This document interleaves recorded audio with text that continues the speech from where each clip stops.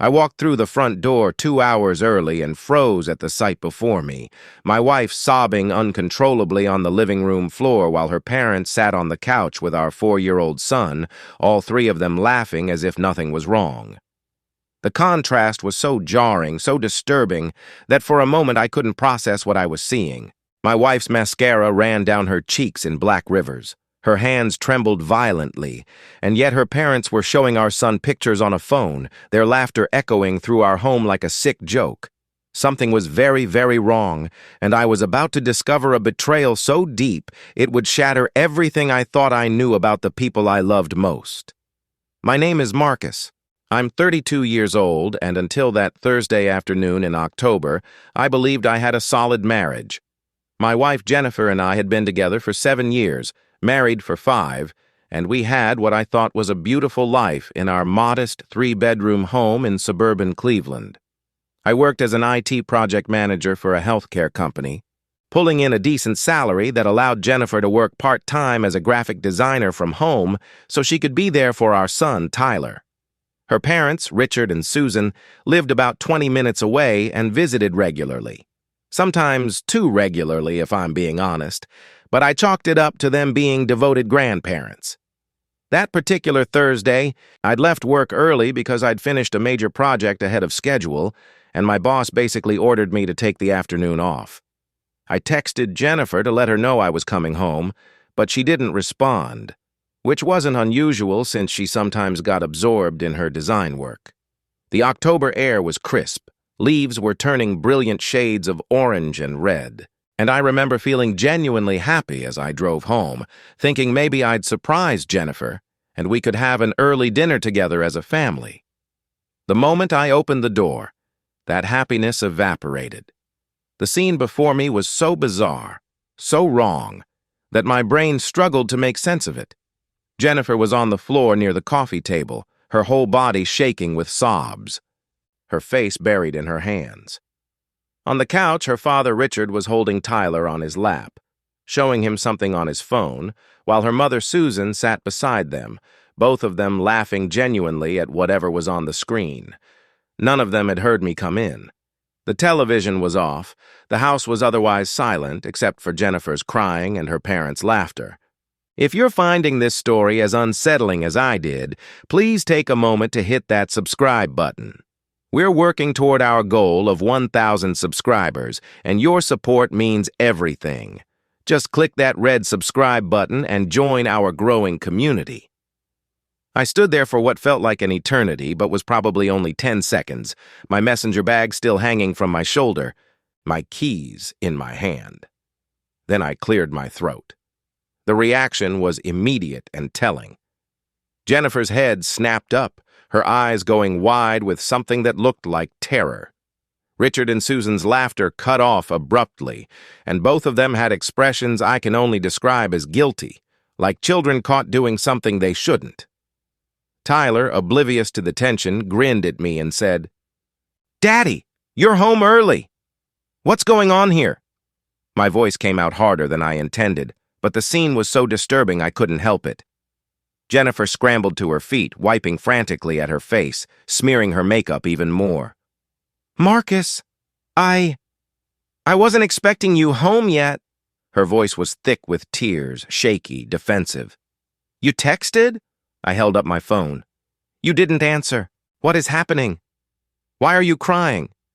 Why are they—" I gestured at her parents, who were now sitting rigidly on the couch, no longer laughing, Richard having closed whatever was on his phone. "It's nothing, son," Richard said, standing up and setting Tyler down gently. "Just a family matter. Jennifer's just having a rough day, that's all." The way he said family matter with emphasis on the word family, as if to exclude me, sent a chill down my spine. "I'm her husband," I said slowly, my anger building. "I'm part of this family. Someone want to tell me why my wife is having a breakdown while you two are laughing with my son?" Susan stood up too, smoothing her blouse in that nervous way she had. "Marcus, dear, you're overreacting. Jennifer and I were just having a mother-daughter conversation about some personal things, and she got emotional. Richard and I were just keeping Tyler entertained so he wouldn't be upset by his mother's tears. That's what grandparents do. The explanation sounded reasonable on the surface, but everything about their body language screamed that she was lying. I looked at Jennifer, who still hadn't moved closer to me, who was standing there like she wanted to bolt from the room. "Jen, what's going on?" She opened her mouth, closed it, opened it again. "It's like Mom said, I'm having a hard day. Personal stuff, woman stuff." She said woman stuff in a way that was clearly meant to shut down my questions, to make me uncomfortable enough to drop it. In the past, that might have worked. Not today. Woman stuff that requires your parents to be here? Woman stuff that has you in tears on the floor? I pressed. Tyler, sensing the tension even at 4 years old, had gone quiet. His little face confused as he looked from me to his mother to his grandparents. "Marcus, we should talk about this later," Jennifer said, her voice taking on a pleading quality. "Not in front of Tyler, please." She was right about that much. I nodded curtly. "Fine, later. But we are talking about this." I turned to Richard and Susan. "I think it's time for you both to go home." The look that passed between the three of them, Jennifer and her parents, was loaded with meaning I couldn't decipher. They were communicating something silently, some shared understanding that excluded me completely. Richard nodded. "Of course, we were just leaving anyway." Susan kissed Tyler on the head, squeezed Jennifer's hand in what seemed like a gesture of support or solidarity, and they left without another word to me. The moment the door closed behind them, the atmosphere in the house became suffocating. Jennifer immediately went to Tyler. "Hey, sweetie, why don't you go play in your room for a bit? Mommy and Daddy need to talk." Tyler looked between us with those big brown eyes. "Is Daddy mad?" The question hit me in the chest. "No, buddy," I said, forcing my voice to be gentle. "I'm not mad at you. Go ahead and play. We'll call you for dinner soon." Once Tyler's door closed upstairs, I turned to Jennifer, who had moved to the kitchen, putting the island between us like a barrier. Her tears had stopped, but her face was still blotchy, her eyes red and swollen. "Start talking," I said, "and please don't insult my intelligence by giving me the woman stuff excuse again." She gripped the edge of the counter, her knuckles going white. "I don't want to talk about it." "I don't care what you want right now, Jennifer. I come home to find you sobbing on the floor while your parents are laughing with our son like nothing's wrong. That's not normal. That's not okay. Something is going on, and you're going to tell me what it is." My voice was rising despite my efforts to keep it level. She flinched. "You're being controlling." The accusation stunned me. Controlling? I'm asking my wife why she was having what looked like a complete breakdown. How is that controlling? She turned away from me, staring out the kitchen window at our backyard where fallen leaves covered the grass. "You wouldn't understand." Those 3 words delivered in that dismissive tone ignited something in me. "Try me," I said, my voice dangerously quiet now. "Because right now I'm imagining all kinds of scenarios and none of them are good. Are you having an affair? Are you sick? Is someone sick? Are we in financial trouble I don't know about? Is there something wrong with Tyler? Because something is clearly very wrong, and your parents are somehow involved, and the way you're all acting makes me feel like I'm the enemy here instead of your partner. Please consider subscribing to the channel if you're invested in this story. We're so close to hitting 1,000 subscribers, and every single subscription helps us reach that goal. Just tap that subscribe button and be part of this journey with us." Jennifer spun around, and I saw anger flash across her face, replacing the tears. "You want to know? Fine. My parents think I should leave you." The words hung in the air like a grenade with the pin pulled. I felt like I'd been punched in the stomach. "What?" It came out as barely a whisper. "They think I should leave you," she repeated, louder this time, her voice cracking. "They've been telling me for months that I deserve better, that you're not the man they thought you were, that I made a mistake marrying you." I had to grab the counter myself to steady myself. And what do you think? The question was crucial. The answer would determine everything. She didn't answer immediately, and that hesitation told me everything I needed to know. I don't know, she finally said, and those 3 words shattered me more than a definitive yes would have. You don't know? I repeated, my voice hollow. You don't know if you want to stay married to me? We've been together for 7 years, married for 5. We have a son. And you don't know? It's complicated, she said, and I wanted to scream. Complicated how?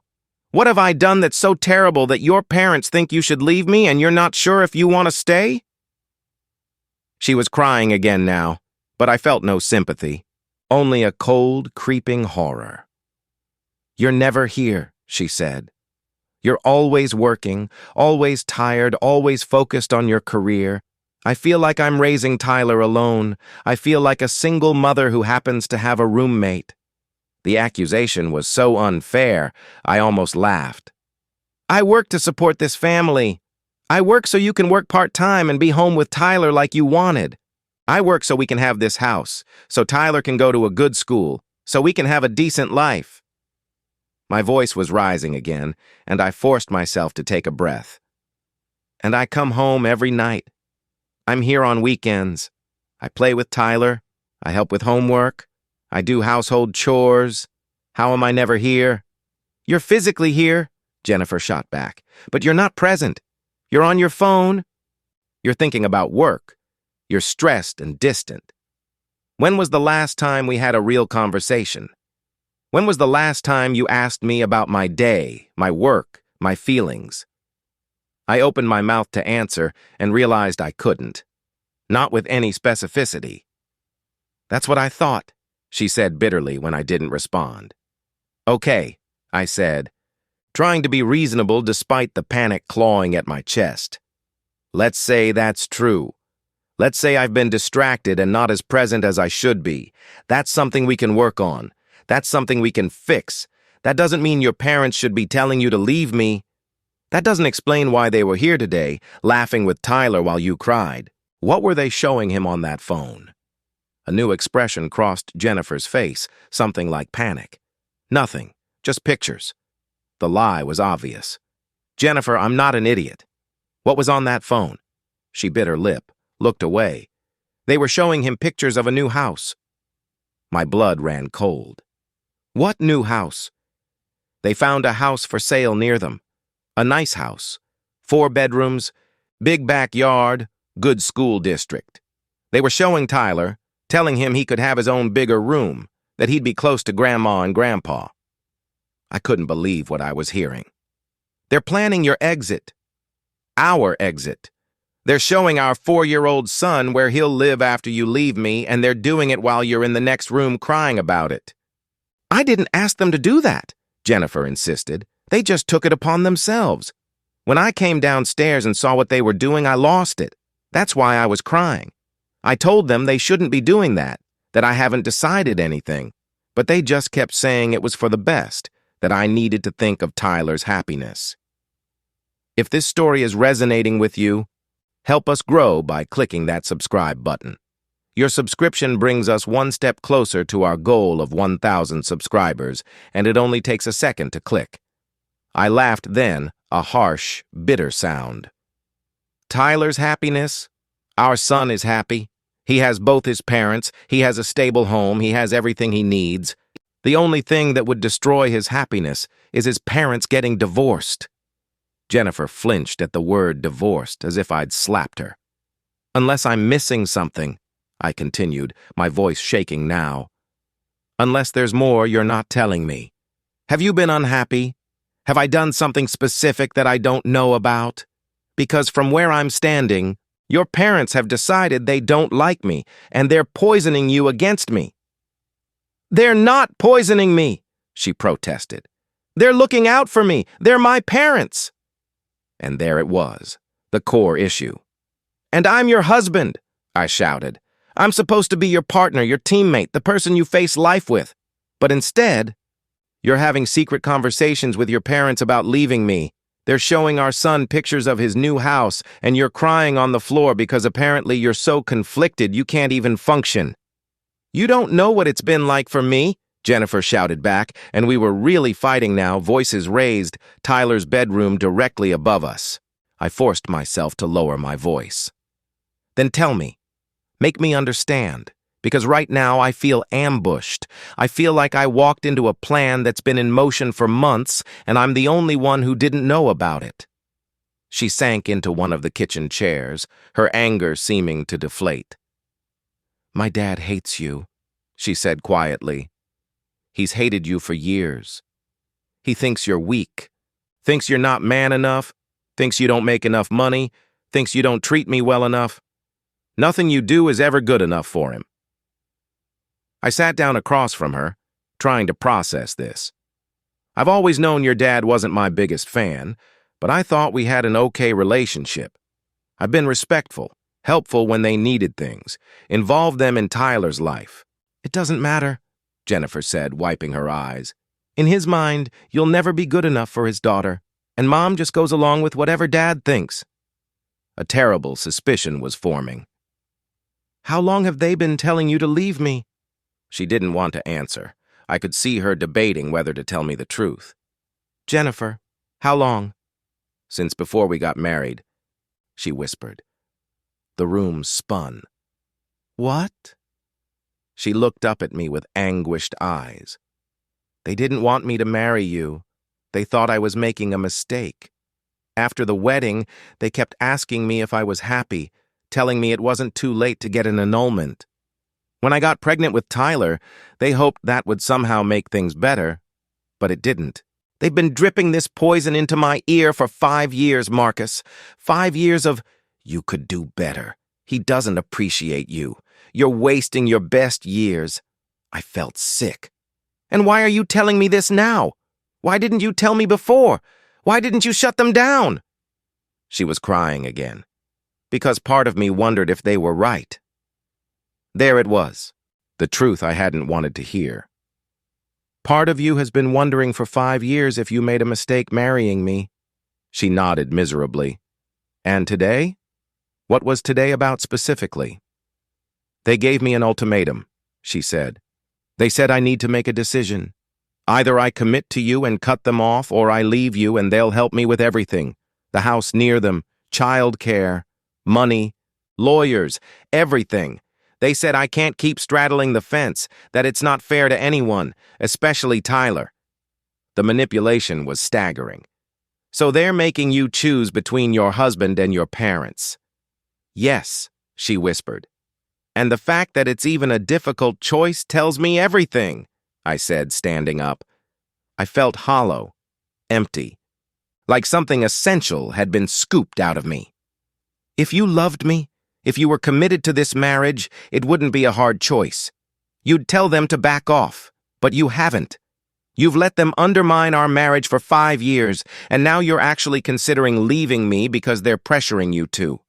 It's not just pressure, she said. There are things I'm unhappy about.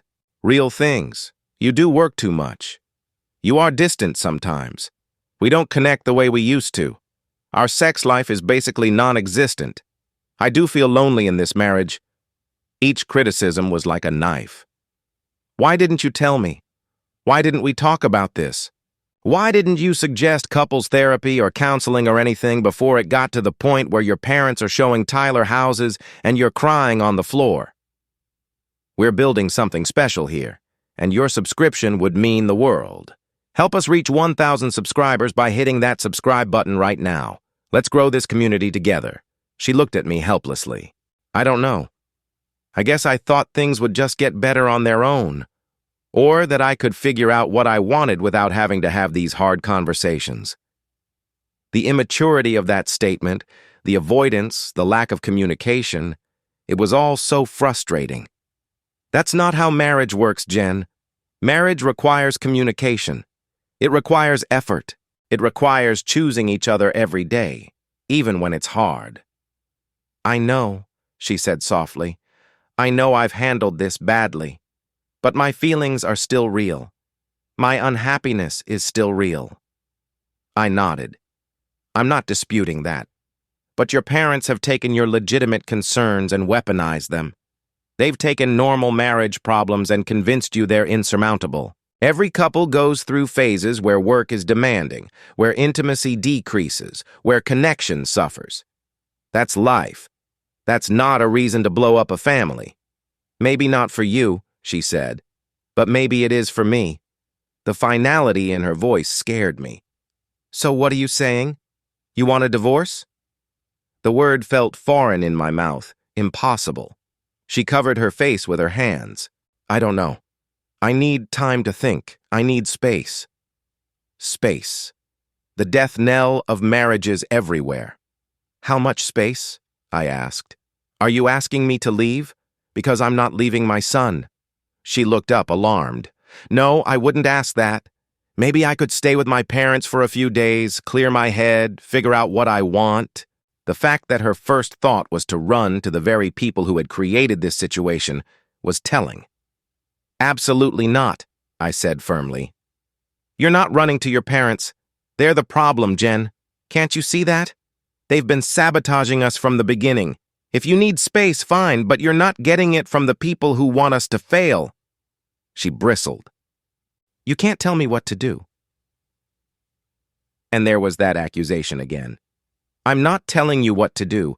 I'm telling you what I'm not okay with. There's a difference. If you want to save this marriage, you need to establish boundaries with your parents. You need to tell them to back off. You need to choose us. And if I can't? She asked. If I won't? I swallowed hard. Then I guess you've made your choice.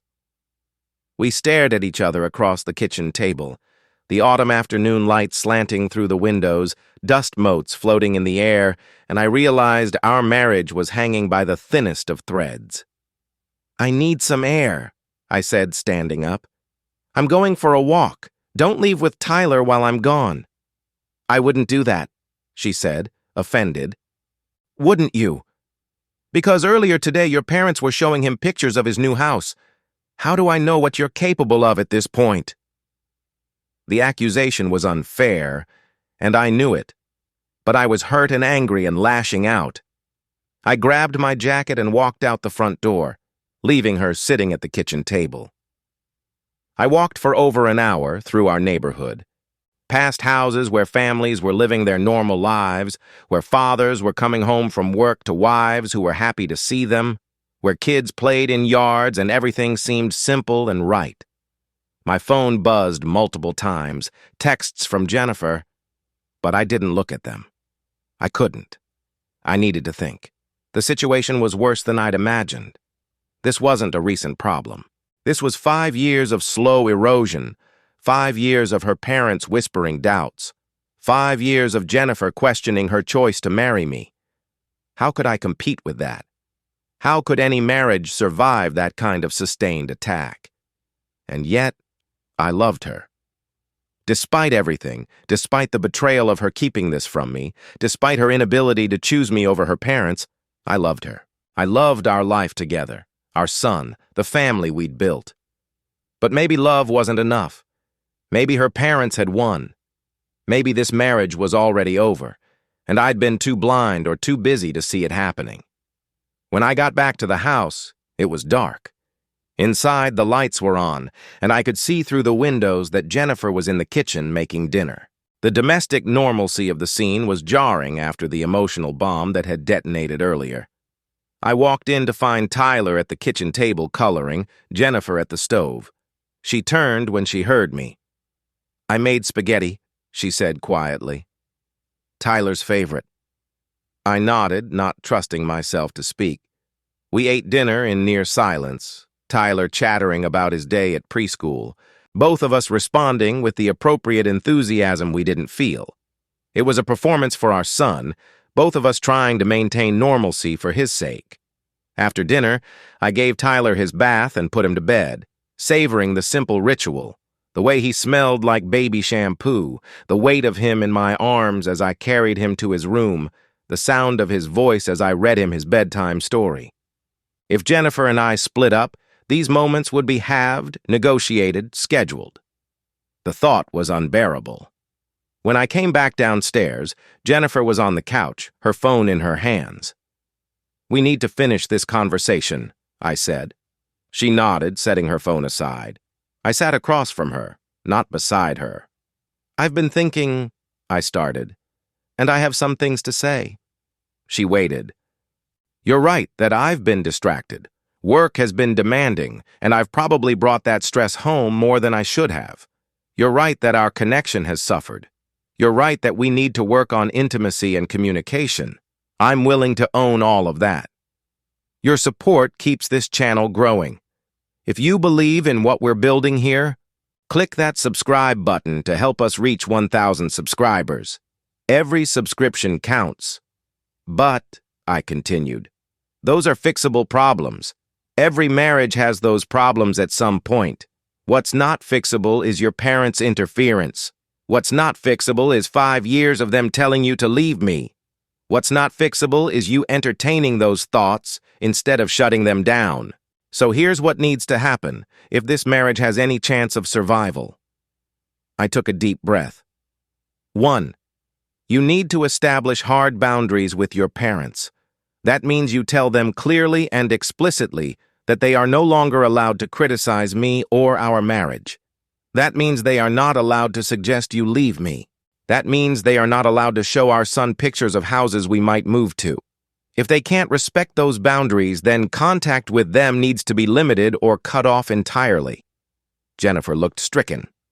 "Marcus, I can't cut off my parents." And there it was, the fundamental issue.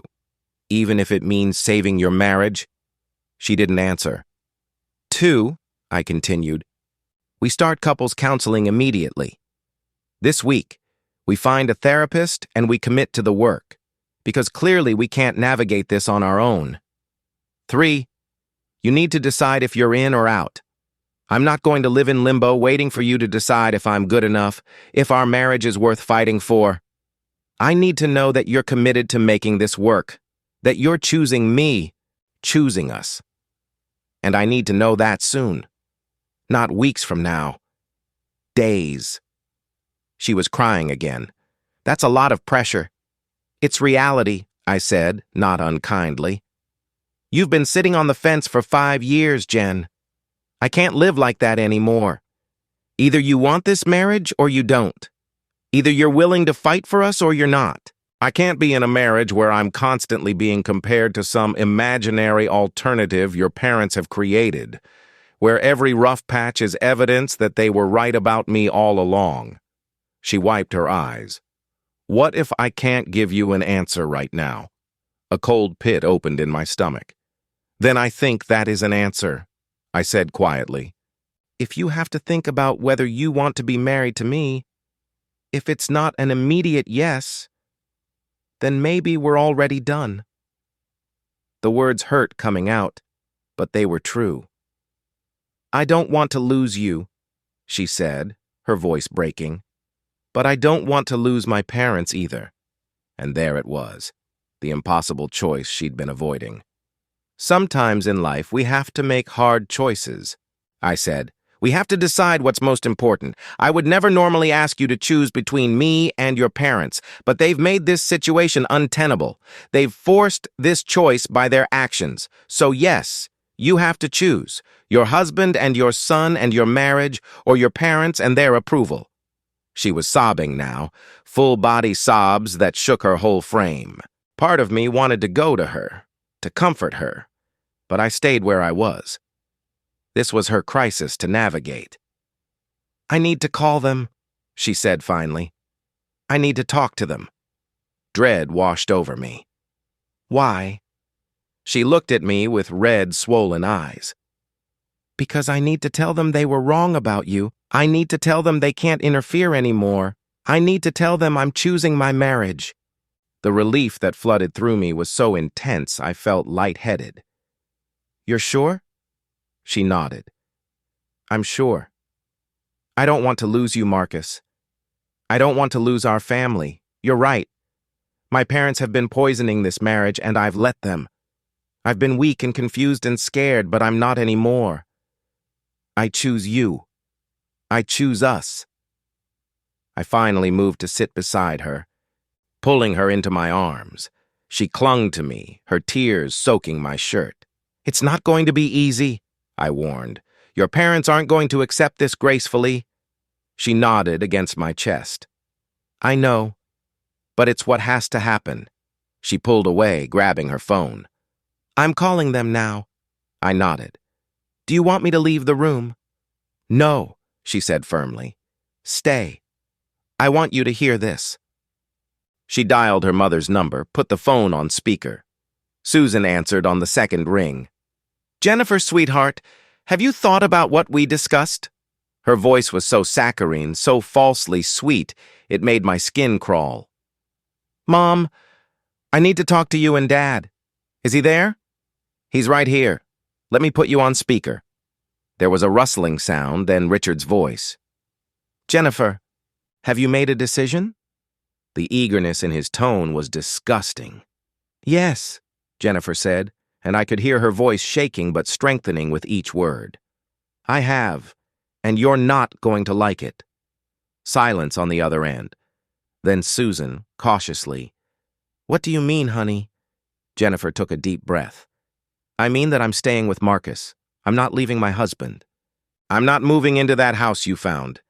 I'm not doing any of what you want me to do." The silence that followed was deafening. Then Richard's voice, cold and hard. "You're making a mistake." "No, Dad, I'm not. The mistake was listening to you for the past 5 years. The mistake was letting you undermine my marriage. The mistake was not telling you to stop a long time ago, but that ends now." Jennifer's voice was stronger now, more confident. "Marcus is my husband. He's Tyler's father. We have a good life together, and yes, we have problems, but every marriage has problems. That's not a reason to throw it all away. Make sure you're subscribed to catch all our stories. Click that subscribe button and help us hit our goal of 1,000 subscribers. It means everything to us."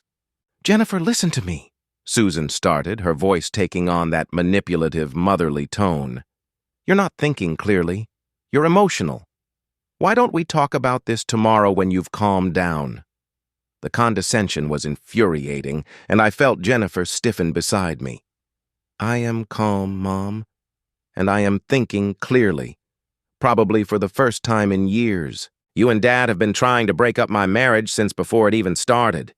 You've been putting doubts in my head, criticizing Marcus, making me question every little thing. That's not love. That's not support. That's manipulation." "How dare you?" Richard's voice came through, angry now. "We're your parents. Everything we've done has been for your benefit, because we want what's best for you." Jennifer laughed, a bitter sound. "If you wanted what was best for me, you'd support my marriage. You'd help me work through problems, not use them as ammunition to convince me to leave. If you wanted what was best for me, you wouldn't have shown my 4-year-old son pictures of a house, essentially planning my divorce while I cried in the next room. We were just showing him options," Susan said defensively, "showing him that there were possibilities, that he could have a nice life even if you and Marcus split up. We were trying to make it less scary for him." The rationalization was sickening. "He's 4 years old," Jennifer shouted. "He shouldn't have to think about his parents splitting up at all. You had no right to involve him in this." "Jennifer, you need to calm down," Richard said. "You're being hysterical." And there it was, the classic dismissal. "I'm not being hysterical, Dad. I'm being clear. Here's what's going to happen from now on. You are not going to criticize Marcus to me anymore. You are not going to suggest I leave him. You are not going to undermine my marriage in any way. If you can't respect those boundaries, then we're going to have to limit contact with you." "You're threatening to keep our grandson away from us?" Susan's voice was shrill now. "Over that man?" The contempt in the words "that man" when referring to me was palpable. "His name is Marcus," Jennifer said firmly. "He's my husband, and he deserves your respect. And yes, if you can't respect him and respect my marriage, then yes, I will limit your access to Tyler. I won't have you poisoning his mind against his father the way you've tried to poison mine." The phone exploded with both of them talking at once, Richard shouting about disrespect and ingratitude, Susan crying about how much they loved Jennifer, and how could she do this to them. Jennifer held the phone away from her ear, looking at me with wide eyes. After a moment, she brought it back. "Mom, Dad, stop. Just stop. I love you both, but this is non-negotiable. You accept my marriage and treat Marcus with respect, or you don't get to be a regular part of our lives. It's that simple." "You'll regret this," Richard said coldly. "When that marriage falls apart, and it will, don't come crying to us for help." The cruelty of it took my breath away. "If my marriage falls apart," Jennifer said steadily, "it won't be because you predicted it. It will be because Marcus and I couldn't make it work. But we're not even going to get that chance if you keep interfering. So I'm done listening to you. I'm done doubting my choices because you disapprove. I'm a grown woman with a husband and a son, and it's time I acted like it." "Jennifer Marie," Susan started, using her full name like she was a child being scolded. "No, Mom, I'm hanging up now. When you're both ready to apologize to Marcus and to me, and when you're ready to accept my marriage, you can call me. But until then, I need space from you." And she hung up. She actually hung up on her parents. She sat there, phone in her hand, staring at it like she couldn't believe what she'd just done. "I did it," she whispered. "I actually did it." I pulled her close. "You did. I'm proud of you." She started crying again, but these tears were different. Relief, maybe, or release. "They're going to be so angry," she said. "Let them," I said. "They've been manipulating you for years. It's about time someone stood up to them." She pulled back to look at me. "I'm sorry, Marcus. I'm so sorry I let it get this far. I'm sorry I didn't shut them down years ago. I'm sorry I let them make you feel like you weren't enough, because you are. You're more than enough." The words I'd needed to hear for 5 years, finally spoken. "We still have work to do," I said gently. "Those problems you mentioned, they're real. We need counseling. We need to reconnect. We need to work on communication." "I know," she said, "and I'm ready to do that work. I'm all in, Marcus. I promise." We held each other on the couch as the night deepened outside. Both of us emotionally exhausted, but also somehow lighter, like a massive weight had been lifted. It wasn't a perfect ending. It wasn't even really an ending at all. It was a beginning, the start of rebuilding what had been slowly eroded over 5 years of outside interference. The next few days were tense. Jennifer's phone rang constantly, calls and texts from both her parents that she ignored. On the 3rd day, Susan showed up at our door. I answered, and the look she gave me was pure venom. "I need to speak to my daughter," she said coldly. "She's busy," I said, not moving from the doorway. "Marcus, let me in." It wasn't a request. "No. If you're still with us, please hit that subscribe button. We're working toward 1,000 subscribers, and your support makes this channel possible. Just one click on that red button." Her eyes widened in shock. "Excuse me?" She clearly wasn't used to being told no, especially not by me. "You heard me.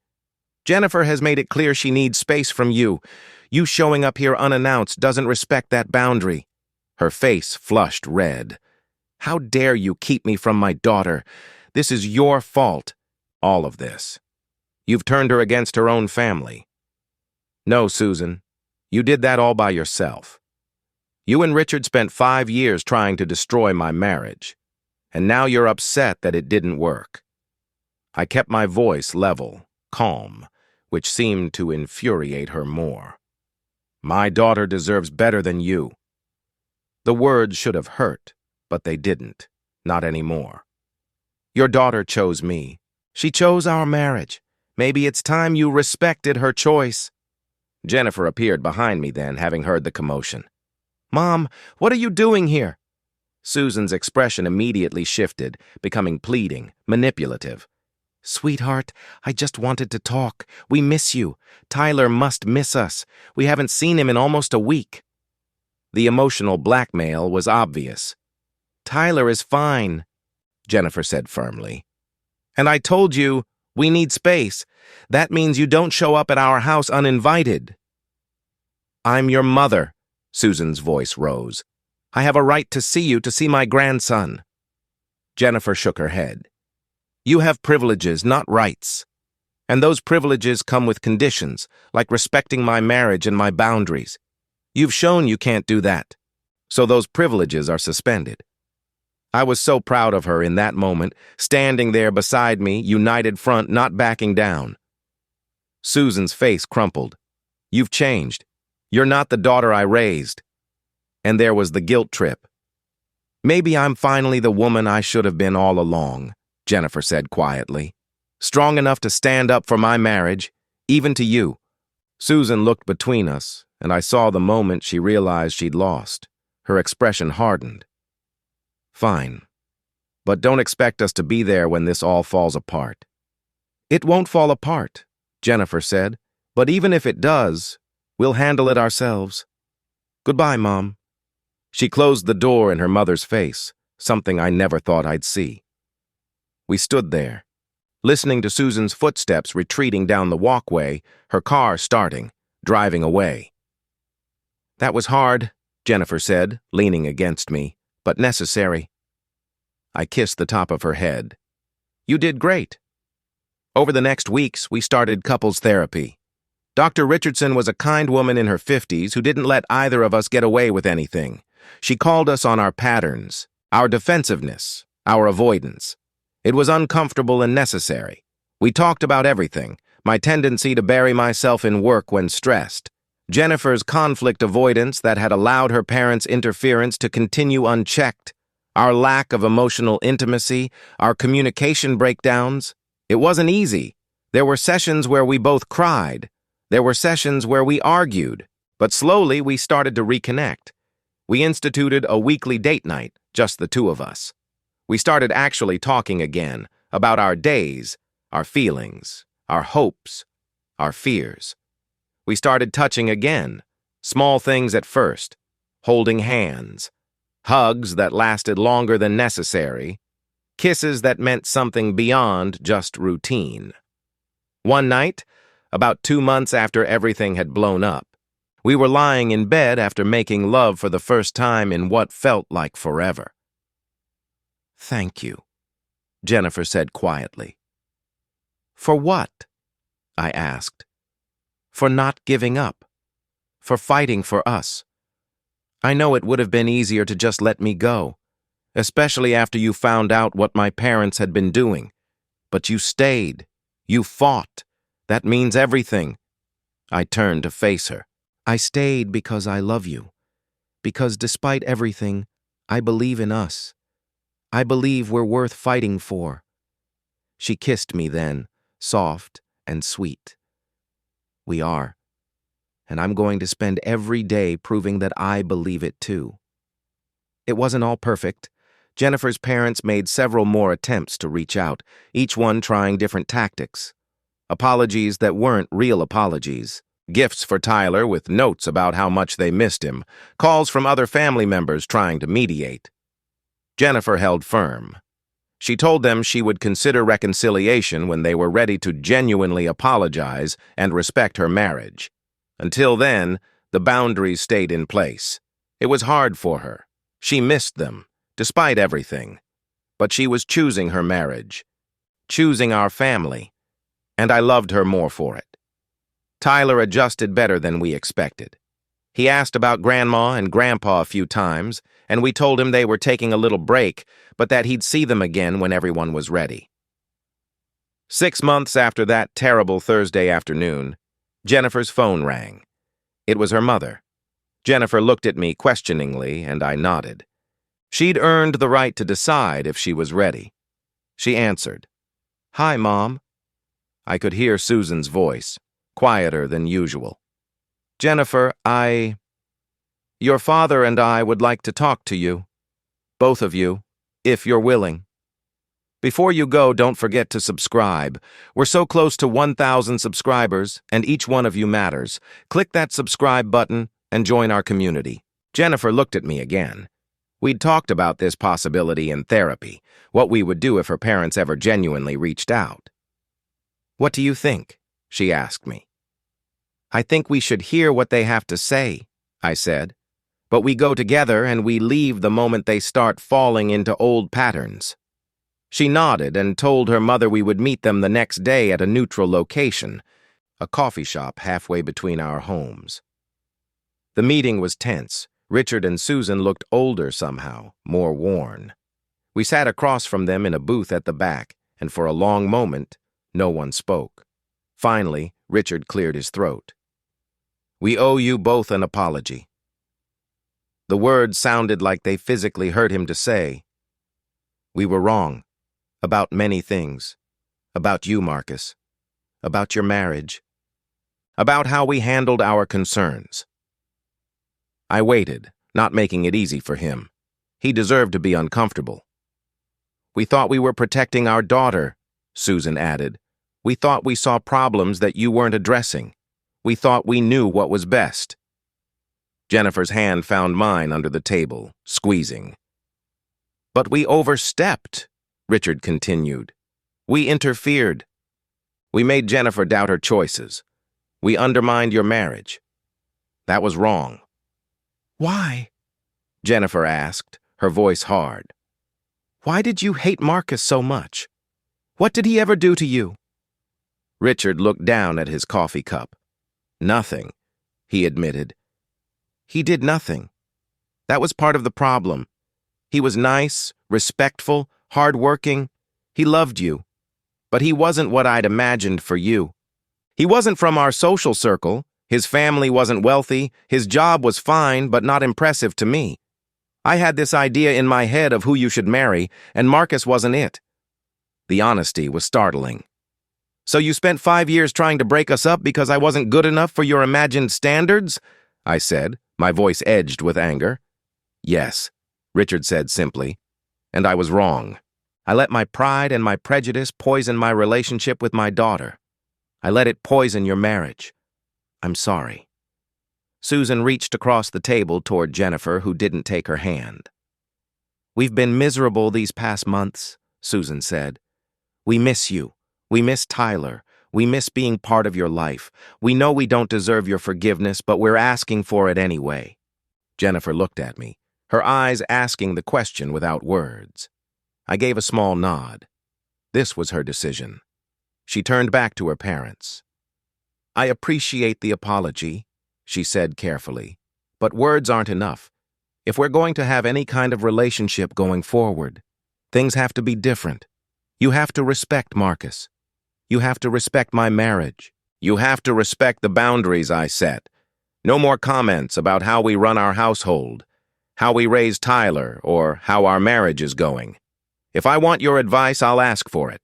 Otherwise, you keep your opinions to yourselves." Richard nodded. "We can do that." Jennifer wasn't done. "And you need to apologize to Marcus. Not just a general apology, but a real one. For the years of disrespect, for the things you said about him, for trying to destroy our marriage." Both of her parents turned to me. Richard extended his hand. "Marcus, I'm sorry. I was wrong about you. You're a good husband to my daughter and a good father to my grandson. I let my own issues cloud my judgment, and I treated you poorly. I hope you can forgive me." I looked at his outstretched hand for a long moment. Part of me wanted to refuse it, wanted to hold on to my anger. But Jennifer squeezed my hand under the table again, and I thought about our sessions with Dr. Richardson, about forgiveness being for the forgiver as much as the forgiven. I shook his hand. "I accept your apology," I said, "but trust has to be rebuilt. That's going to take time." "We understand," Susan said. "We'll do whatever it takes." We talked for another hour, setting clear boundaries and expectations. Jennifer and I would control how often we saw them, at least at first. They would not be alone with Tyler until we felt comfortable. They would attend family therapy sessions with us if Dr. Richardson thought it would be helpful. They agreed to everything. As we left the coffee shop, Jennifer turned to me. Do you think they'll really change? I considered the question. I think they'll try. Whether they succeed or not, we'll see. But at least now we're starting from a place of honesty. She leaned against me as we walked to our car. Thank you for giving them a chance. I kissed her temple. I'm not doing it for them. I'm doing it for you.